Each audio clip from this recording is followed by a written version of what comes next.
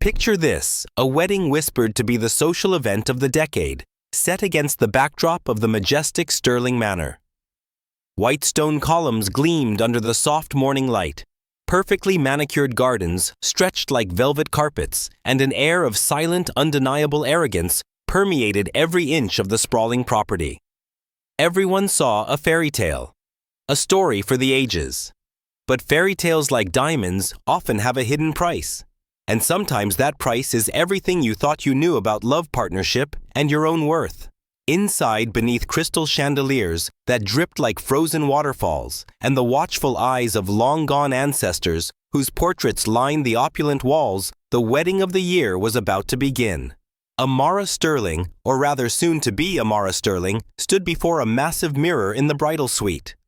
The weight of her exquisite gown, ivory satin with an intricate shimmering bodice, pressed down on her like an unspoken truth. It was the kind of gown designed for a storybook princess, a dream spun from silk and lace. But Amara knew better than to believe in fairy tales. She had spent too much of her life in boardrooms and high-stakes negotiations, carving her own path in the cutthroat world of tech innovation and investment strategy, to be swayed by mere illusions. Her reflection showed a composed woman. Her dark skin, rich and luminous, radiated against the pale fabric her hair styled to perfection, a crown of meticulously sculpted curls. Every detail meticulously curated. But beneath that carefully orchestrated exterior, something inside her felt subtly off. It had been there for months now. An unsettling hum beneath her calm facade, a quiet dissonance that she diligently pushed away. Amara wasn't born into this world of ancestral portraits and crumbling legacies. Her family, the Davenports, had built their empire from the ground up, brick by hard-won brick. Her father, Victor Davenport, was a titan of industry, a self-made billionaire whose shrewd investments had reshaped landscapes. Her mother, Evelyn, commanded attention without effort, a force of nature who understood the intricate dance of social standing and the quiet power it wielded. They were new money, yes, but their money was solid earned and constantly growing. Then there was Brandon Stirling. He was from the other side. The Stirlings, once titans of old money, were now clinging to a fading legacy, their fortune stretched thin behind an elaborate mask of prosperity. Their grandeur was undeniable, but it was a grandeur built on inherited debt and the echoes of past glories. So when the idea of a union between the Davenports and the Stirlings arose, it wasn't whispered about in terms of love or passion. It was, as Evelyn had so eloquently put it, an opportunity. A merger of old wealth and new power. Victor, ever pragmatic, had added, "Love fades Amara, but a solid partnership that lasts." Amara wasn't repulsed by Brandon. Perhaps even she was intrigued. He possessed an effortless charm, the quiet confidence of someone who had never had to prove his worth. He moved through the world with an air of inherited authority, a subtle superiority that for a brief time seemed almost appealing. He was handsome, witty, and undeniably charming in public. He'd bring the Stirling name, the lineage, the social veneer. She would bring the unshakable financial might. It seemed on the surface a logical, even advantageous arrangement. But even before the engagement ring slipped onto her finger, the cracks had begun to show. Small, almost imperceptible at first. Brandon's subtle, disdainful remarks about those different from him, delivered with a casual dismissiveness that made Amara's stomach clench. He'd once laughed a brittle dismissive sound when she spoke of her latest venture, an AI-driven investment platform that was poised to revolutionize the market. "Another one of your little hobbies, darling," he'd quipped, as if her groundbreaking work, which generated more wealth than his entire family's remaining portfolio, was merely a pastime for bored socialites. He had this underlying belief, unspoken but palpable, that marrying her was doing her a favor. He was bestowing his ancient name upon her new money. Amara, ever the strategist, tried to rationalize. Such marriages were common in their world. Personal feelings were often secondary to strategic alignments. She told herself that a partnership could grow, that respect could blossom, even if fierce passion wasn't present. She pushed those unsettling thoughts away, focusing on the future, on the stability this alliance would bring, on the sheer power of their combined empires. This is how the world works, she told herself. This is the smart play. But here's a crucial truth in any relationship, whether romantic or professional. Those small, subtle dismissals. Those aren't just harmless quirks. They're often the first whispered red flags. They're the tiny, almost invisible fissures in the foundation of trust. We often overlook them, especially when external pressures, like family expectations, social status, or even just the desperate hope for a perfect future, are high. But remember, this disrespect, however subtle, however carefully masked, rarely stays small. It almost always grows. And grow it did. On the very day of her wedding, Amara would learn just how deeply that disrespect ran. The grand illusion of a fairy tale was about to shatter, revealing a truth far uglier than she could have ever imagined. The diamond called destiny was about to cut her to the bone. The whispers were about to become shouts. The ceremony itself was a blur of scripted moments. Vows exchanged, rings slipped onto fingers, a brief rehearsed kiss that was devoid of any real passion. Each movement, each word felt meticulously choreographed, designed for the dozens of photographers and the hundreds of watchful eyes that filled the Sterling Manor's grand ballroom. Amara became Mrs. Amara Sterling, a title that felt heavy and strangely hollow, like a beautiful empty vessel. Then came the reception. Champagne flowed like rivers, laughter echoed off the high ceilings, and the air buzzed with 1,000 hushed conversations. On the surface, it was a flawless tableau of societal perfection. But Amara felt strangely detached, as if she were watching her own life unfold from a distance, a silent observer in her own story. Brandon, of course, was in his element. He effortlessly mingled with the elite, his charm turned up to its highest setting, dazzling guests with practiced ease. He moved through the crowd like a king, surveying his kingdom, making absolutely no effort to include her, to introduce her to his distant relatives or old family friends. He didn't even seem to notice her absence as she slipped away, seeking a moment of quiet reprieve. She found herself near the sprawling fountain in the manor's central courtyard, the gentle gurgle of water a welcome solace amidst the cacophony of the celebration. The cool night air kissed her skin, a brief respite from the stifling grandeur. She closed her eyes for a moment, wishing perhaps foolishly for a moment of true peace. Then, two voices, low and conspiratorial, drifted towards her from a secluded bench tucked behind a thick hedge of jasmine. They were old men, business associates of Brandon's family, their words carried on the soft breeze. Amara didn't intend to eavesdrop, but their hushed tones, the sheer arrogance in their voices, snagged her attention. Smart move on his part. One drawled a puff of cigar smoke, momentarily obscuring his face. Tying himself to the Davenport empire. That girl's got the kind of money that could keep the Sterling name relevant for another century, eh? The other chuckled, a dry, rasping sound. He played it well. Got the name, the prestige, and the limitless cash flow. She thinks she's getting a husband, but he's getting an investment. Amara's blood ran cold. Something inside her tightened her stomach, doing a slow, sickening turn. An investment. Not a partner. Not a wife. Just an asset. The words hung in the air, heavy and undeniable, shattering the fragile illusion she had tried so desperately to maintain. This wasn't a marriage. It was a business deal, and she was the commodity. A prize to be acquired, a vault to be unlocked.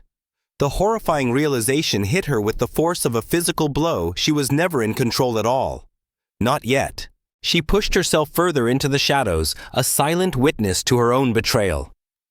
From her vantage point, she saw Brandon himself a few feet away, laughing with a group of friends. His hand rested lightly on the shoulder of an old flame, a woman who had always hovered a little too close, her eyes filled with a proprietary gleam. Brandon didn't even try to hide it, didn't even glance around to see if his new wife was watching. It solidified everything. His true colors were no longer a subtle shade. They were glaringly, terrifyingly obvious. This moment for Amara was a brutal awakening. It's a common heartbreaking theme in so many stories and in so many real lives, being seen as an object, a transaction, rather than a human being with dreams, feelings, and worth. The pain of betrayal cuts deepest when it confirms your most gnawing fears. For someone like Amara, a self-made woman who had fought for every ounce of her success to be reduced to an asset by someone who had simply inherited everything, that betrayal carried an even heavier weight. It wasn't just about money, it was about the fundamental disrespect of her very being. So here's a critical lesson for all of us. Betrayal often comes not from enemies you expect, but from those you chose to trust, those you allowed close. And the most dangerous betrayals are sometimes the ones delivered not with a shout, but with a whisper. Always listen when people show you who they are, especially when they think you're not listening at all. The truth, however ugly, will always set you free, but first, it might just break you. The grand illusion had just crumbled, but the real test was yet to come. Brandon Sterling, blinded by his own entitlement, was about to discover that the asset he thought he'd acquired was about to become his greatest liability. The whispers in the grand hall were just the beginning. The next revelation would come with a chilling silence and a very public fury. The metallic taste of betrayal still lingered in Amara's mouth, a bitter counterpoint to the sweet scent of fresh flowers and expensive champagne. She'd heard Brandon's words, seen his casual disrespect. The illusion of a partnership had dissolved into the stark reality of a transaction. But the night was far from over. The Sterling Manor, with its whispering secrets and echoing laughter, held one more crucial reveal. The next scene was set not in a hidden alcove, but at the very heart of the celebration, the head table where power was often negotiated under the guise of pleasant conversation. Dinner was a grand affair. A symphony of silver clinking against porcelain, punctuated by the clinking of glasses for toasts. Amara sat beside Brandon, a silent, unmoving statue, beside a man whose smile seemed to grow wider, yet more brittle with each passing minute. The conversation flowed light and effervescent, until almost inevitably, it drifted towards the exorbitant costs of the wedding. Brandon, with a dismissive wave of his hand and a confident smirk, leaned towards Amara's father, Victor Davenport. "Such an expense, wouldn't you say?" "Mr. Davenport?" He chuckled, his eyes gleaming with an expectant, almost possessive glint. He assumed, he expected, he believed that the Davenports with their bottomless resources would have footed the entire bill, a grand gesture that would symbolize his unrestricted access to Amara's family wealth. He pictured himself now the lord of Sterling Manor with a newly acquired key to a limitless vault. But Victor Davenport, a man who had built his empire on precision and accountability, was not one to indulge foolish assumptions. He met Brandon's gaze with a calm, unblinking intensity. Indeed, Brandon Victor replied, his voice even yet carrying an edge of steel. "A considerable undertaking.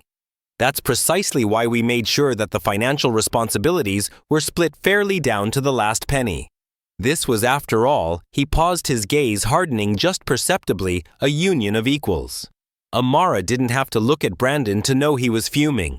She could feel it radiating off him like a sudden oppressive heat, the quiet fury beneath his carefully composed exterior. His jaw tightened, a muscle twitching almost imperceptibly. For a fraction of a second, his facade cracked, revealing the raw, unbridled anger of a man who had been denied what he felt was his due. His facsimile of a smile wavered, then snapped back into place, a mask hurriedly reapplied. This wasn't just about money. It was about control. It was about his long-held assumption that marrying Amara meant he would be granted the kind of limitless financial freedom his own dwindling family fortune could no longer provide. The investment he thought he'd secured had just come with an unexpected, humiliating deductible. This incident, however, was merely the tip of the iceberg of Brandon's underlying aggression and sense of entitlement. Amara had seen glimpses of it before.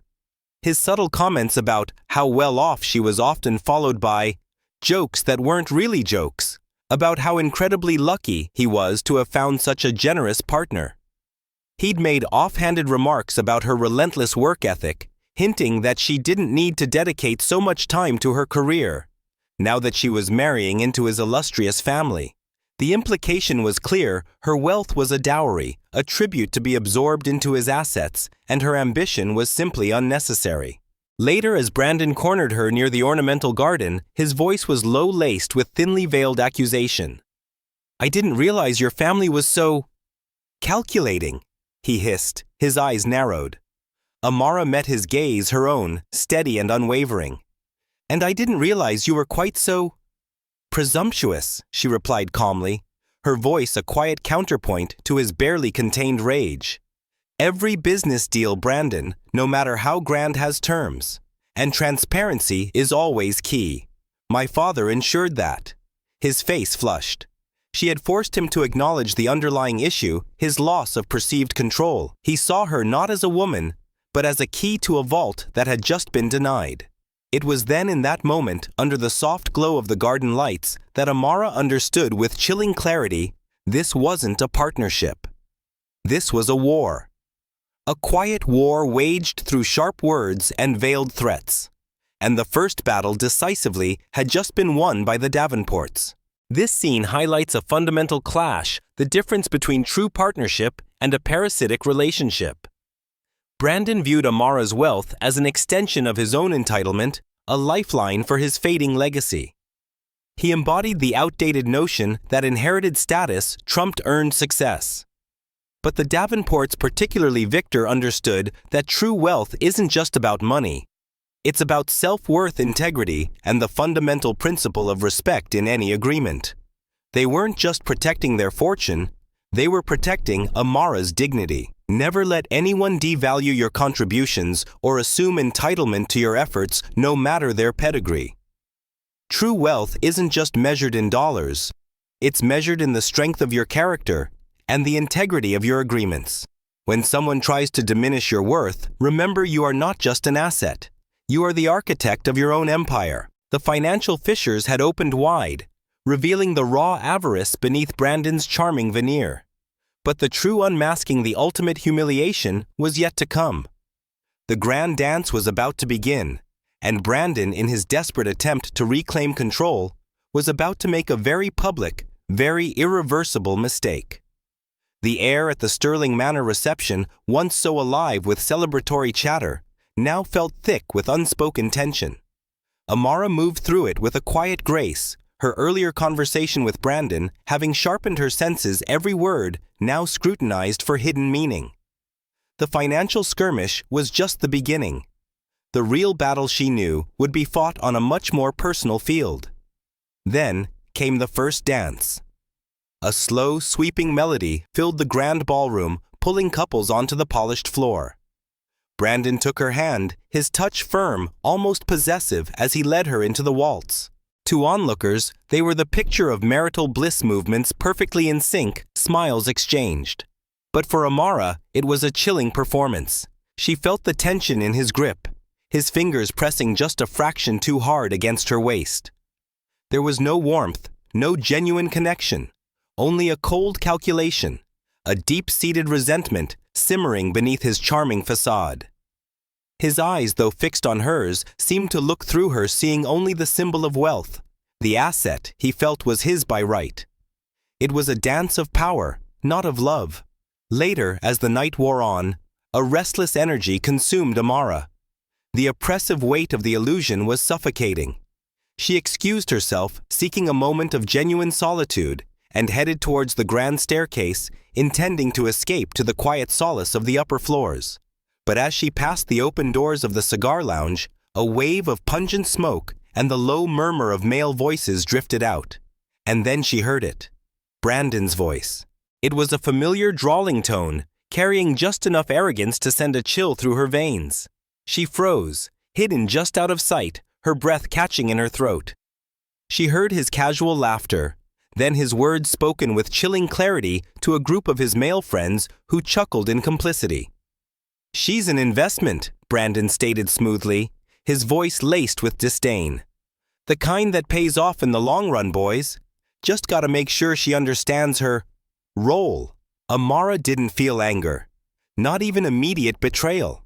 Just a cold, clear understanding that settled deep in her bones. She'd suspected it. She'd heard the whispers. But hearing him say it so plainly, so openly, without hesitation or shame, that was something else entirely.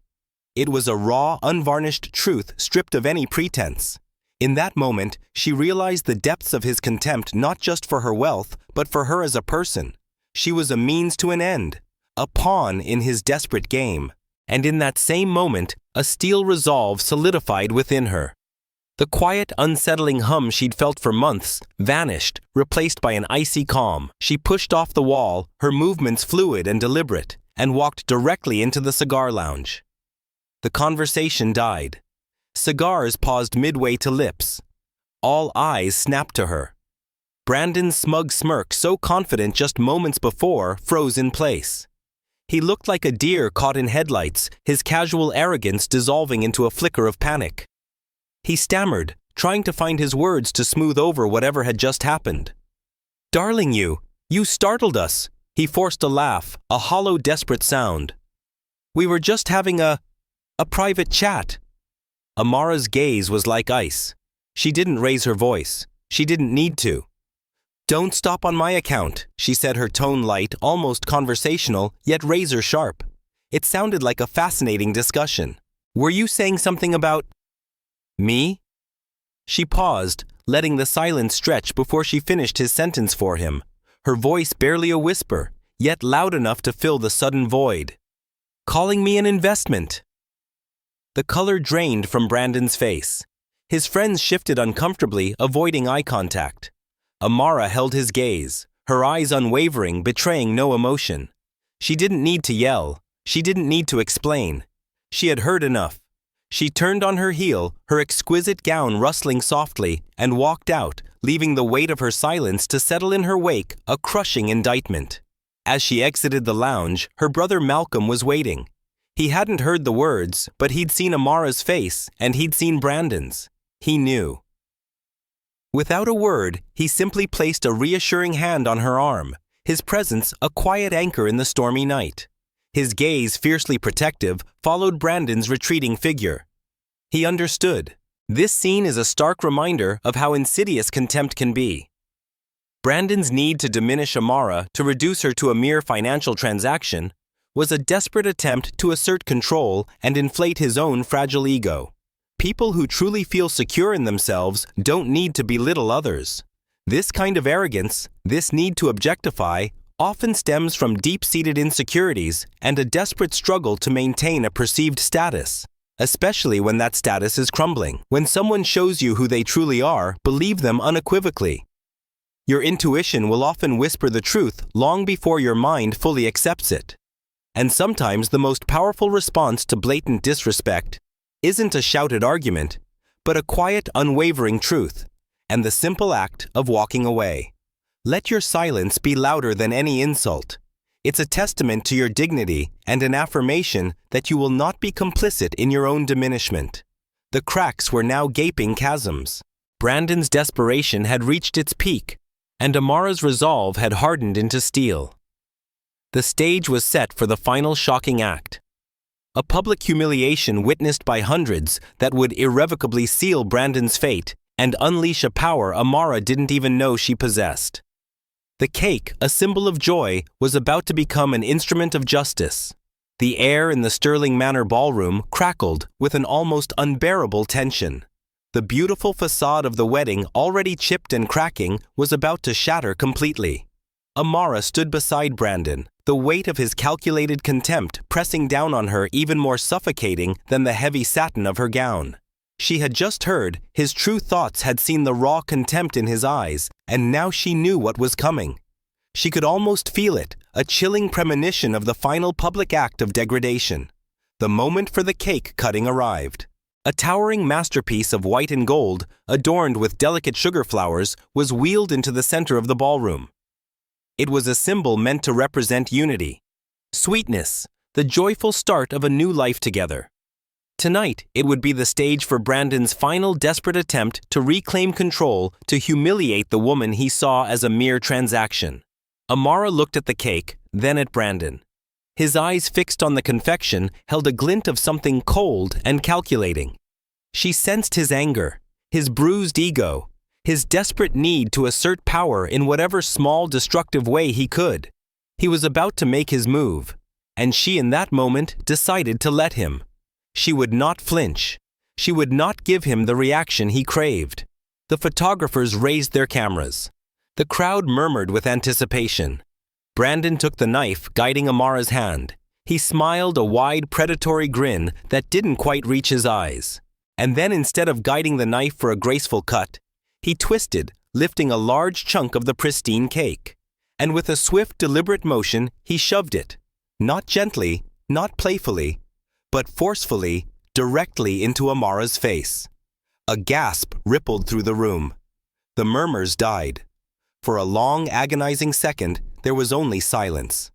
Absolute, stunned silence. The rich, creamy frosting clung to Amara's skin, smeared across her cheek and down her chin, ruining the flawless makeup staining the exquisite gown. The perfect facade of the wedding and of their supposed union was utterly irrevocably destroyed. Brandon chuckled. It was a nervous, forced sound, clearly expecting laughter from the crowd, a playful response from Amara. He probably envisioned her wiping it off with a light-hearted smile, playing along with his joke. But no one laughed. The silence stretched heavy and suffocating. The air was thick with shocked confusion and a burgeoning sense of outrage. Amara stood there unmoving. She didn't flinch. She didn't speak. She didn't scream or cry or retaliate. She simply stood, allowing every single person in that grand ballroom to witness the unvarnished truth of Brandon Sterling. She let the silence stretch, letting the awkwardness, the sheer ugliness of his act, speak for itself. Her eyes, now clear and unwavering, met Brandon's. And in his gaze, she saw it. Doubt, uncertainty. A flicker of dawning realization that maybe, just maybe, he had made the wrong move. This wasn't playful. This was raw, public degradation. Slowly, deliberately, Amara reached up a perfectly manicured hand. Her fingers, adorned with diamonds that seemed to mock the current scene, carefully wiped away the frosting, a deliberate, almost ritualistic cleansing. She didn't rush. She didn't show anger. She simply cleaned herself, her eyes still locked onto his, a quiet fire burning within their depths. Then, without a single word, without a backward glance, she turned on her heel. She walked away from the ruined cake, from the stunned groom, from the silent, horrified crowd. She walked with a dignity that seemed to defy the chaos, a composure that spoke volumes. The ballroom remained silent, a testament to the power of her non-reaction.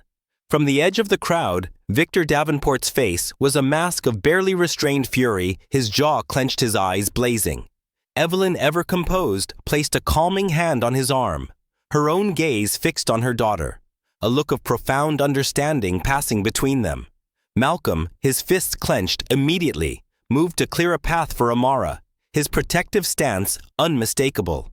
They understood. This wasn't a prank. This was a line crossed. This moment, Amara's silence is a powerful lesson in reclaiming control. When someone tries to humiliate you, they're often desperate for a specific reaction. Anger tears a breakdown. By denying them that reaction, you strip them of their power. You expose their ugliness, not your weakness. For our community especially, this resonates deeply. We've often faced public disrespect, microaggressions, and overt attacks. Maintaining composure. Holding on to your dignity in the face of such aggression isn't about submission. It's about a profound, almost defiant act of self-respect. It's about letting the world see their true character, not yours. It's about standing in your power when they try to tear you down. Remember, your worth is not defined by how others treat you, but by how you respond. Dignity is not given. It is chosen, especially in the moments of greatest trial. Let your composure be your crown, and your silence be your loudest statement. The silence of the ballroom was deafening, a prelude to the storm. Brandon had expected a simple, embarrassing prank, a power play. He was about to discover that Amara Sterling was no one's plaything. The public humiliation was just the beginning of his undoing. And what happened next behind the closed doors of the bridal suite would set in motion a chain of events that would leave him with nothing but the ruins of his own arrogance. The silence in the grand ballroom was deafening, a vacuum created by Brandon's grotesque act and Amara's powerful, dignified departure. She walked away from the shattered cake and the stunned faces, her back ramrod straight, her gaze fixed forward. The opulent gown, now smeared with frosting, felt less like a dream, and more like a cruel joke. Its weight, however, was lifting with every purposeful step she took. She found herself in the bridal suite, the same room where hours ago she had prepared for a marriage that was never meant to be. The exquisite dress, once a symbol of hope and expectation, now felt like a shroud. She peeled it off slowly, deliberately, the ruined fabric falling to the floor in a heap. Standing before the mirror, she looked at her reflection. The frosting was still there, a cruel mask. But beneath it, her eyes were clear, unwavering. There was no sadness, no regret. Only a cold, crystalline resolve. There was no salvaging this. And she wouldn't even try. The door opened softly, and Evelyn and Victor Davenport entered. Their expressions, though composed, betrayed a quiet rage. They didn't need explanations. They had seen. They understood the depths of Brandon's insolence, the public humiliation of their daughter. Amara turned to them, her voice steady, surprisingly calm. "This is over," she stated, her words resonating with a quiet authority that left no room for doubt. Victor, usually so stoic, stepped forward, his eyes burning with a fierce protective fire. "Good," he rumbled, his voice low and dangerous. "Because if you weren't walking away from this, I would have dragged you out myself. No one Amara humiliates a Davenport and walks away unscathed." Evelyn, ever the strategist, simply nodded, a steely glint in her eyes. "You don't have to make a statement tonight," she advised, her voice smooth but firm. "Let the shock settle. But tomorrow when the world wakes up, they need to know exactly where you stand. No carefully worded PR statement. No attempts to salvage. Just the truth. And a very public dismantling." Just then, Malcolm appeared at the door, his jaw tight. "He's coming up here," he warned, his eyes narrowed in disgust. Amara nodded. She was ready. She would face him one last time. Brandon stumbled into the suite, his face a mixture of panic and bluster. He saw the discarded dress, the silence in the room, and his confidence seemed to drain further. "Amara, darling, what is this?" he stammered, his voice laced with false concern. "It was just a bit of cake, a joke. Everyone has fun at weddings. You're overreacting. You always do." He tried to dismiss her, to gaslight her, to twist reality into something he could control. He clearly expected her to lash out, to give him something to twist, something to use against her. But Amara simply watched him, her gaze unwavering. "No one laughed, Brandon," she said, her voice quiet, almost eerily calm. "And this was never going to work. Not after everything." She gestured around the suite, a subtle sweep of her hand. "This was all built on a lie, and the lie just got exposed." Brandon's bluster returned, desperation fueling his arrogance. "The world doesn't work like that. Amara, people don't just get to rewrite the rules when they don't like them. You can't just throw away a marriage, a name, because of a silly little prank." Amara's lips curved into a slow, chilling smile. It was a smile of absolute power, of complete victory. "Oh, but I can," she murmured, her voice soft but firm. "And I already have." Brandon stood there, defeated. The truth in her eyes was undeniable. He had underestimated her. He had seen a path to easy wealth, a means to shore up his crumbling legacy, and he had foolishly believed she was too complacent, too eager for his name to fight back. He turned a broken man and walked out of the suite, the silence swallowing his presence. Outside, Victor was already on the phone, his voice low and even, finalizing the details. It was a well-oiled machine. The calls had begun even before Amara reached the suite. His business connections, the ones that had already begun to waver in their trust in Brandon, would pull away completely. His name, which had once carried the weight of old aristocracy, would now be attached to the image of a man who had lost everything in a single night. There would be no recovery from this. Amara had no doubt that Brandon would try. He would fight. He would rage. He would attempt to regain control in whatever way he could. But it wouldn't matter. He had underestimated her, and that was a mistake no one survived twice. This scene is a testament to the power of swift, decisive action. When you face betrayal, when someone tries to degrade you, walking away is not weakness. It is the ultimate act of self-respect. And sometimes true justice isn't about lengthy arguments or public dramas, but about strategically reclaiming your narrative and dismantling the very systems that tried to hold you down. For anyone who has felt powerless, who has been exploited or betrayed, remember your ability to walk away, to sever toxic ties, and to have a strong supportive network is your ultimate superpower. Amara didn't look back. She had nothing left to see. The old life, the illusion was behind her. Ahead lay an unwritten future, a path forged by her own strength and resilience. The final act was just beginning, and it would be a testament to her freedom. The silence in the bridal suite, once filled with tension, now felt profound, almost sacred. Brandon Sterling was gone, vanished like a ghost, leaving behind only the bitter aftertaste of his arrogance. Amara stood in the center of the luxurious room, no longer adorned in the soiled wedding gown, but dressed in her own simple, elegant clothes. The silk of her blouse felt like a second skin, comfortable and unburdened. As she looked at the discarded wedding dress, a heap of ruined lace and satin on the floor, she felt not regret, but a profound, almost dizzying sense of lightness. The weight, the unspoken truth that had pressed down on her for months, had finally lifted. She was free. Her mother Evelyn, ever graceful, and her brother Malcolm, ever vigilant, stood by her side. Victor, her father, was already on the phone, his voice a low, steady hum from the adjacent sitting room. He was a man of action, and Amara knew without a doubt that Brandon's undoing was already in motion. His business connections, those fragile threads woven into the fabric of the old money elite, were being systematically severed. His name, once a shield of prestige, would now be synonymous with public humiliation and financial ruin. There would be no recovery for Brandon Sterling. He would rage, he would fight, but it wouldn't matter. He had underestimated Amara Davenport, and that was a mistake no one survived twice. As they moved towards the elevator, Amara didn't look back. There was nothing left to see. The grand Sterling Manor, once meant to be her gilded cage, was now just a place she was leaving behind, a chapter closed. As the elevator doors glided open, revealing the empty shaft beyond, Camille finally spoke again, her voice soft but clear, her eyes reflecting the quiet strength that had always defined her. "Where do you want to go, Amara?" Amara considered the question for only a moment. Her journey had been one of external expectation and internal awakening. She had navigated the treacherous waters of societal demands and personal betrayal.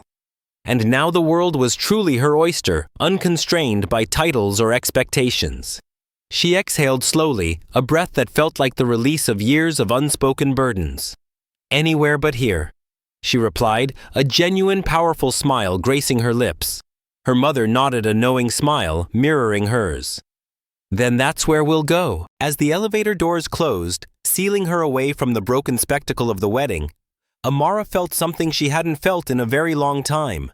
Not just relief, not just triumph, but a profound, undeniable freedom. It was the freedom to choose to define her own path, to write the rest of her story on her own terms.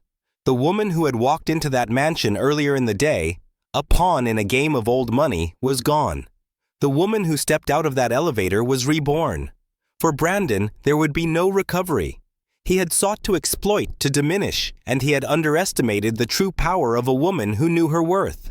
He had sought to claim an asset, and instead, he had destroyed his own legacy.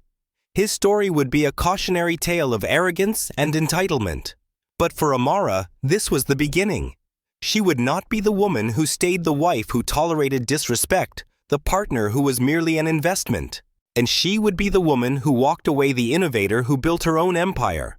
The one who understood that power meant nothing if she allowed herself to be degraded. Her journey taught her that true legacy isn't about inherited titles or crumbling estates, but about the integrity of your spirit, the strength of your character, and the courage to fight for your own truth. This story of Amara Sterling is for anyone who has ever felt overlooked, undervalued, or betrayed. It's for those who have been seen as less than, or whose worth has been reduced to a transaction. Remember, your story isn't over just because someone else tries to write a bad chapter for you. You hold the pen. You have the power to rewrite your destiny, to reclaim your narrative, and to walk away from anything that no longer serves your highest good. Your value is inherent. Your worth is non-negotiable. And your freedom, that is the most priceless diamond of all. Don't ever let anyone make you believe otherwise. Find your strength. Trust your instincts, and never be afraid to say, "Anywhere but here," when a situation no longer aligns with your truth. If this story resonated with you, if it stirred something within you, make sure to subscribe to the channel so you don't miss out on more journeys of triumph and resilience. Hit that notification bell to join our community. Watch our other videos for more compelling stories that inspire and empower. And share this video with someone who might need to hear Amara's message today. We'll see you next time.